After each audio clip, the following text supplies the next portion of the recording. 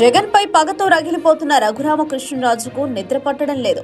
జగన్ ను ఎలాగైనా మళ్లీ జైలుకు పంపాలన్న ఆయన కసి నిద్రపోనివ్వడం లేదు. అందుకే కోర్టుల్లో పిటిషన్ల మీద పిటిషన్లు వేస్తున్నారు.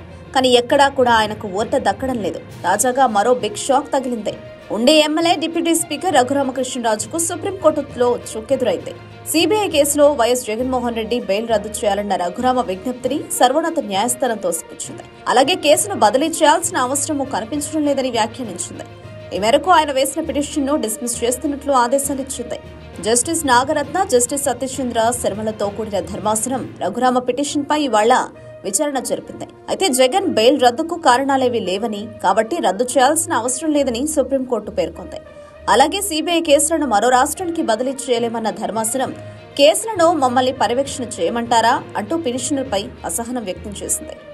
ఒకానొక తరుణంలో పిటిషన్ ను డిస్మిస్ చేస్తామని పిటిషనర్ ను కోర్టు హెచ్చరించింది. దీంతో పిటిషన్ ను వెనక్కి తీసుకుంటామని రఘురామ తరపు న్యాయవాది బాలాజీ సుబ్రహ్మణ్యం కోర్టుకు తెలిపారు. వైఎస్ఆర్సీపీ అధినేత మాజీ సీఎం జగన్ బెయిల్ రద్దు కేసులో ట్రయల్ విచారణ ధర్మాసనం మార్పు చేయాలని రఘురామకృష్ణరాజు సుప్రీంకోర్టులో ఓ పిటిషన్ వేశారు.